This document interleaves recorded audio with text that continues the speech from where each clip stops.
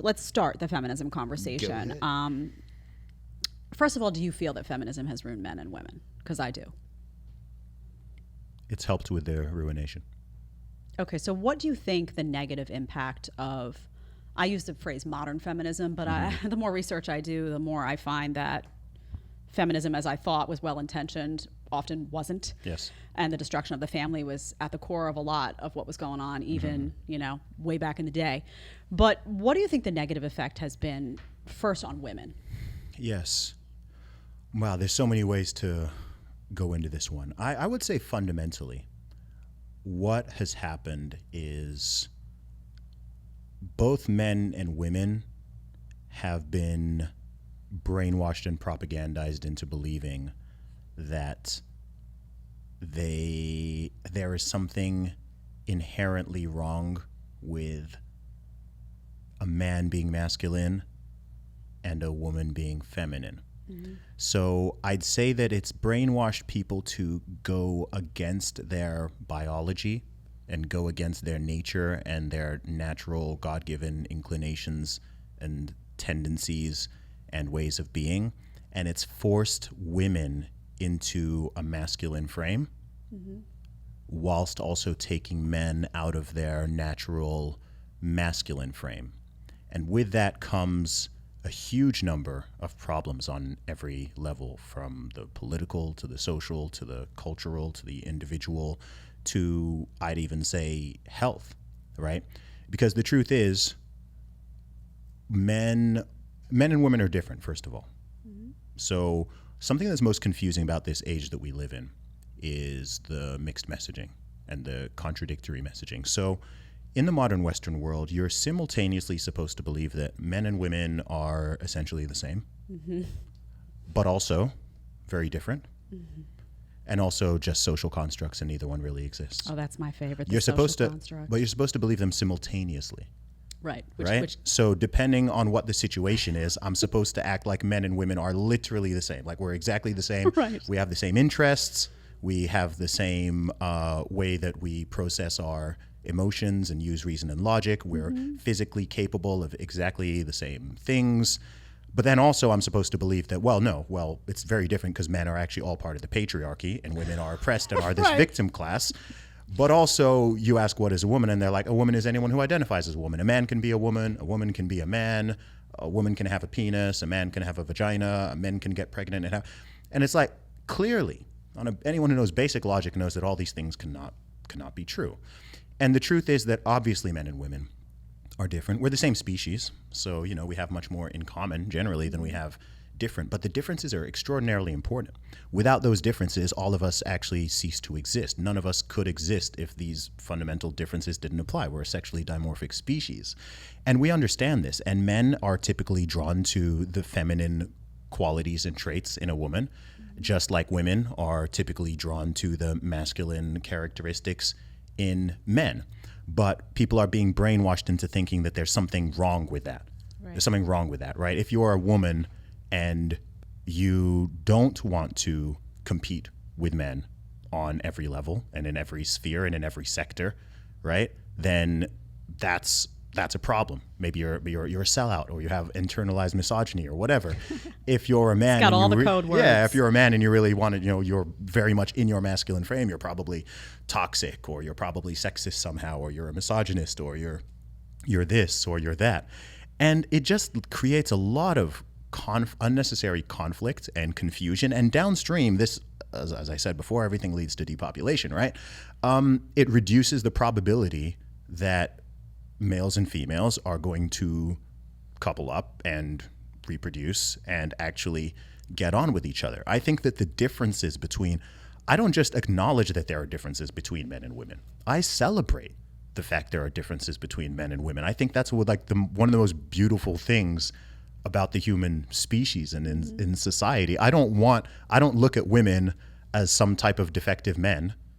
And it would be wrong to look at men as some type of defective women, or look at little boys and all their energy and their behaviors and think, oh, you should be more like girls. We need to change you. There's something fundamentally wrong with you, to the point you're even putting people on drugs. We need to change your natural state of being to conform to this weird box, and it just leads to a lot of misery. And I think that nowadays, so much talk of mental health and depression and anxiety and this and that and trauma, and it's like there would be a lot less of that if people were not constantly sold on BS narratives that go completely against nature. I would argue go against God, go against everything that we know to be true. I'm very much in favor of egalitarian laws, right?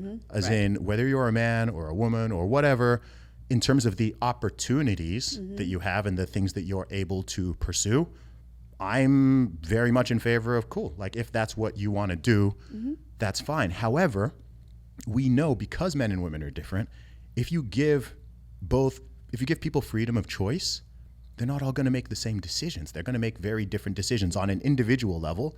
We know this. I mean, even if you have siblings or people in the same family, they don't all end up in the same careers and doing the same jobs and earning the same money, having the same hobbies, interests. That's on a family level where you share genetics. So why on earth would someone expect that if you expand this out to hundreds of millions or billions of people, that you're going to get the exact same thing? It's why it's so goofy when they're trying to do there's only 30% women in this thing, or we need more women in right. It's so goofy. It's so stupid because that's not how it works. You can either have the freedom or you can force people in some type of fake equity, but you can't have both.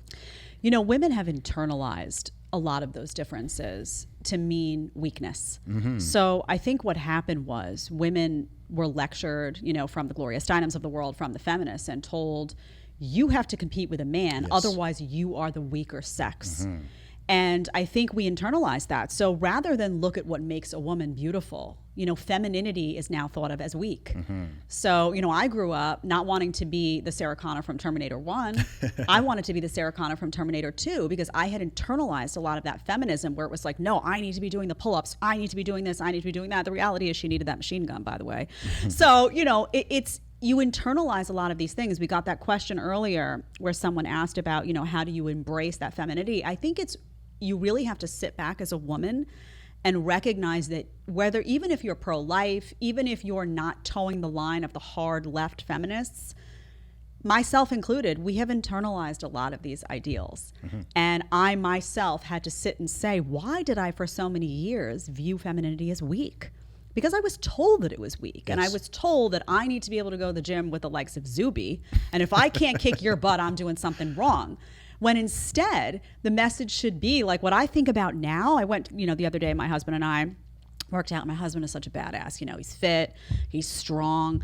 I tell women, I love health and wellness. Get in the best shape you can for yourself. Be fit, be healthy, and then be lucky enough to have a man next to you who can run rings around you physically. Because that is he is your best weapon against the matrix. That's not telling women, you're weak. That's saying in this particular area, just know the differences. And you know what? When it comes time to have a baby, you're going to be that superhero. You're going to be able to carry that child and nurture that child and give life to that child and grow that baby's fingers and toes. And somehow women have been taught that being able to have a child, you're not a superhero for doing that. Oh gosh, it's even the opposite. It's not just, it's actually an inversion. It's like you're maligned. Yes. Yeah, it's an inversion. That's a burden, right? Everything is from, birth control to abortion to this to that. It's all, again, like I said, it's actually forcing women into the masculine framing that, you're kind of defective because you've got the capacity to, get pregnant and breastfeed and whatever. So actually so you can compete with men, not cooperate. So you can compete with men, we need to neuter these biological functions. This biological function, this thing that creates life, that the most is the reason we're all thing. Here. Yeah, like that's something we need to neuter and take out of the equation. And to me, that is, of course, people are going to make arguments from liberty perspectives and rights and this and that. But I'm like, man, if you think of what that fundamentally is, to me, that's not. I don't see any empowerment there. I don't see any empowerment there, and it's all this frame. It's all masculine framing. That's actually why it's so funny because you've got all these, these feminists and that rah-rah, and it's like you're all obsessed with the masculine framing. They themselves are trying to force females to compete with men in all of these areas. And look, on a basic level, men and women are meant to be cooperative. right? We're all the same species. You need both sexes to create new life and to have families and to have balance in society. We're not supposed to be at each other's throats all the time and fighting each other. Like, that's not how it's supposed to be. And I think millions of people have just been brainwashed into this competitive framing. I don't view women as my competition at all in like anything. Really, like I don't. I'm just. We would be some sad company. I mean, in the areas of like physical. I mean, and you became famous. For people who don't know, you became famous. Tell people the story about how with the deadlift. Okay. If for people who don't know, because Yeah. it's interesting, you know. Yeah. So back in February 2019, I broke the British women's deadlift record. I said that I identified as a woman while I was lifting the weight, and Let me ask you, how hard was it for you to do that? not very. There you go. Not So very. but see, women have now internalized, like if I'm a feminist and I'm sitting here and I hear you say that, I've been programmed to be triggered by that. Yeah. I'm somehow supposed to be upset that wasn't hard for you. And that means I'm not doing my job. I'm supposed to be working harder. And they don't accept the reality that it doesn't matter how hard I work biologically. I am not designed to beat you at deadlifting. No. It's not going to happen. No.